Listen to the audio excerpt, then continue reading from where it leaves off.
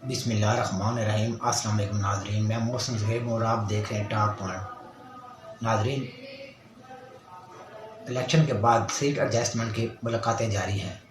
शहबाज शरीफ ने जरदारी से मुलाकात की। पहली मुलाकात शहबाज शरीफ की और जरदारी साहब की मोहसिन नकवी साहब ने अपने घर में करवाई थी, और अब नवाज शरीफ और जरदारी साहब का मुलाकातों का सिलसिला शुरू हो गया है। नाज़रीन, आइए पहले ये वीडियो देखते हैं, फिर इस पर बात करेंगे। तो हुआ कुछ यूं कि जब शहबाज शरीफ साहब अपने वफ्द के साथ जरदारी साहब के यहाँ उनको दूसरी सिटिंग के अंदर मिलने गए, तो वहाँ बातचीत शुरू हुई कि वजारत उज़्मा जो है ना जी, वो हमें दे दें। नून लीग ने कहा, और आप सदारत ले लें, स्पीकर ले लें, और एमक्यूएम को हम दे देते हैं डिप्टी स्पीकर। तो उसके जवाब में जरदारी साहब ने जो कह डाला, वो मेरा ख्याल है कि, लेकिन बेइज्जती तो उसको महसूस होती है जिसको महसूस हो, इनको तो होती नहीं है। उन्होंने आगे से जो कह डाला वो अखीर ही था। उन्होंने कहा कि मेरी बात सुने, देखें लीडर दो ही हैं, और वो या हमारे पास बिलावल है और आपके पास नवाज शरीफ है। अब अगर हम बिलावल साहब को पीछे कर लेते हैं नवाज शरीफ बनाने से, हम नवाज शरीफ साहब को कह देते हैं कि वो वज़ीर आज़म बने, तो नवाज शरीफ साहब 2 हलकों से इलेक्शन लड़े। मानसेरा से वो फारिग हो चुके हैं, लाहौर से वो जाती उमरा की यूनियन काउंसिल भी, जी हाँ, ये ताने दिए जरदारी साहब ने मुंह पर रख कर। वो टिड्डा चाचा जो है, या चाचा टिड्डा, क्या अच्छा होगा, चाचा टिड्डा। अच्छा, अब आप कह रहे होंगे क्या हमाकत वाला नाम ले रहे हैं गिल साहब। ऐसा नहीं है, मैं उनका बड़ा एहतराम करता हूं, आज तक मैंने उनका उल्टा नाम नहीं लिया। चंद दिन पहले उन्होंने कहा वो जो मोटा सा लड़का शहबाज है, तो अब उन्होंने मुझे क्योंकि मोटा सा लड़का कहा है, तो ये फ्रैंकनेस उन्होंने उसकी इब्तिदा की है। अब वो मुझे मोटा कहेंगे क्योंकि हो सकता है मैं वाकई मोटा हूँ, मैं 6 फुट 3 इंच का बंदा हूँ, 87-88 किलो मेरा वज़न है, BMI मेरा 24.5 है, लेकिन उनके हिसाब से मैं मोटा हूँगा। तो चलें, हो सकता है मैं मोटा हूँ।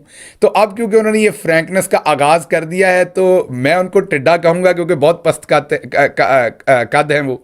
तो आज से उनका नाम चाचा टिड्डा कहा जाए तो बेहतर है।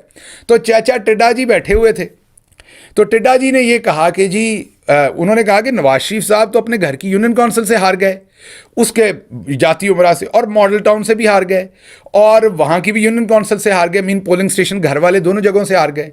और हालत आपकी ये है, जरदारी साहब ने आगे से कहा चाय के कप की चुस्की लेते हुए, कि हजूर हालत आपकी ये है कि आपकी जो लाहौर वाली एक NA 130 की सीट है, उसमें जो रिजेक्ट हुए वोट, पोल हुए वोट, जब उनके नंबर देखते हैं तो जो नवाज शरीफ साहब को वोट मिले वो कुल वोटों से भी ज़्यादा निकल आए हुए हैं।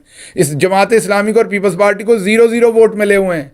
तो आपका तो वो 5 मिनट नहीं निकालना, वो जैसे ही जज ने देखना, उन्हें कहना है इन्हों मानसेरे ले जाओ, मतलब ये नवाज शरीफ साहब ने नहीं बचना, तो आपकी वो सीट भी उठ जानी है। तो उन्होंने कहा फ़ायदा क्या हुआ अगर पीपल्स पार्टी आपके वज़ीर आज़म के कैंडिडेट के पीछे खड़ी भी होती है, तो आप तो हमें बेइज्जत करवा देंगे, तो फ़ायदा क्या होगा इस सारे काम से। तो उसके ऊपर शहबाज शरीफ साहब ने लंबी सांस भर के कहा कि आप कहते तो ठीक हैं, लेकिन चाचा टिड्डा आपको पता बड़ा इनोवेटिव आदमी है, तो चाचा टिड्डा जी ने कहा कि बात यह है कि फिर आप मुझे वज़ीर आज़म का कैंडिडेट समझे। वो देखे ना, भजन को अगर आप नहीं भी समझते तो मैं भजन की जगह पर वज़ीर आज़म बन जाऊंगा। तो उसके ऊपर जरदारी साहब ने यह कहा कि हजूर बात यह है कि आपके पास है 55 सीटें, वो सारी चोरी की हैं, आपके पल्ले तो कुछ भी नहीं है। हमारे पल्ले कम अज़ कम को 10, 15, 20, 25 सीटें तो अंदरूने सिंध से अपनी हैं जो हम जीत के आए हैं। आपका तो सारा माल ही चोरी का है। तो एक चले नवाज शरीफ के नाम पर हमको कड़वा घूंट पीते भी, तो हमें तुम्हारा वोटर लितर मारेगा कि आपकी चलें, जो आपके पास 40-50 सीटें हैं उसमें आपकी को 20, 25, 30 सीटें तो अपनी होंगी। आपकी तो सारी चोरी की हैं, और ऊपर से आपका लीडर भी फारिग हो गया, तो हम बिलावल को किस तरीके से पीछे कर सकते हैं। उस पर चाचा टिड्डा जी ने कहा कि आप सदर बने, आप पहले भी सदर रहे हैं, आप सदर बहुत अच्छे लगते हैं। उस पर उन्होंने कहा कि नहीं, मैं सदर नहीं बनना चाहता, मैं बोर हो गया हूं सदर बन के, मैंने नहीं बनना सदर, मैं चाहता हूं बिलावल साहब वज़ीर आज़म बने, और हमारी जो कोर कमेटी है, हमारी जो कमेटी है, एग्जैक्टिव कमेटी है, वो इस बात का पहले ही फैसला कर चुकी है कि बिलावल साहब अब प्राइम मिनिस्टर बनेंगे, और अगर नहीं तो फिर हमें इस कोalition नहीं चाहिए। आप मीठा खाइए, चाय पीजिए, और टिड्डा जी घर को ज़रा निकलिए। अच्छा, अब वहाँ पर तो हालात हो गए ख़राब, क्योंकि टिड्डा जी तो अपनी तरफ से उनको ये पता है कि फॉर्म 130 का जो NA 130 का फॉर्म 45 है यास्मीन राशिद साहबा के ख़िलाफ़ जो जालसाजी से बना है, वो तो ऐसे ख़त्म होना है। नवाज शरीफ साहब ने फारिग हो जाना है इस तरीके से, और चाचा टिड्डा जी बड़े तैयार होकर बैठेंगे वज़ीर आज़म तो मैं नहीं बनना है। तो बहरहाल वहाँ उन्होंने बड़ी कोशिश की, जरदारी साहब ने दिया है चिट्टा जवाब, क्योंकि जरदारी साहब इस माइंड सेट में हैं कि इनको डर लग रहा है कि अम्मी बहू आ जाएगा, अगर ज़रा सा भी कुछ हुआ तो इमरान खान ने आ जाना है। तो जरदारी साहब ने इनको कहना है कि फिर मैं तो अपोजिशन में बैठूंगा, मैं नहीं आपके साथ बैठूंगा, मैंने कोलिशन नहीं करनी, और वो नहीं करते तो ये 45-50 सीटों के साथ इन बेचारों ने करना क्या है, इनके पल्ले क्या है। तो ये हुए हैं जी मामलात वहाँ पर। चाचा टिड्डा फेल होकर आ गए हैं वापस, और अगलों ने कहा है कि हमने सदर नहीं बनना, बनना है वज़ीर आज़म, सदारत आप रख लें। और जरदारी साहब ने साथ ये भी कहा कि डिप्टी स्पीकरशिप नहीं देनी हमने MQM को, हमने उनको कुछ और देना है, हम उनको स्पीकरशिप दे देंगे, क्योंकि मुझे लगता है जरदारी साहब कार्ड खेल चुके हैं MQM के साथ भी। उन्होंने कहा आप सिर्फ सदारत रखें और कुछ वजारतें रखें टिड्डा जी, और वजारत उज़्मा हमें दें, और डिप्टी स्पीकर भी आप रख लें, स्पीकर हम MQM को दे देंगे।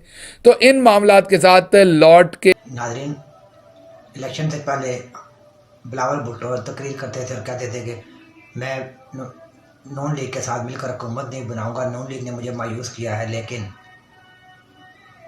मौका आते ही जरदारी और नून लीग की मुलाकातें शुरू हो गई हैं।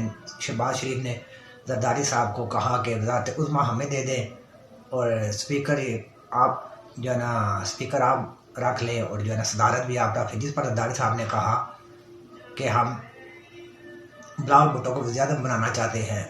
नाज़रीन, अभी तक तो सीट एडजस्टमेंट के हवाले से कोई फाइनल नहीं हुआ, लेकिन नून लीग को इमरान खान का डर है कि हमारी हुकूमत ना बने, हमारा इत्तेहाद ना हुआ तो कहीं इमरान खान हुकूमत में ना आ जाए। इमरान खान की हुकूमत में अगर इमरान खान की हुकूमत अगर आ जाती है तो नून लीग के लिए बहुत से मसाइल पैदा हो सकते हैं, क्योंकि इमरान खान कानून साजी करेगा और नवाज शरीफ के शायद क्लोज केस, बंद शुदा केस भी रीओपन हो जाएं। नाज़रीन, इसी के साथ मैं आपसे इजाज़त चाहूँगा। अल्लाह हाफिज़।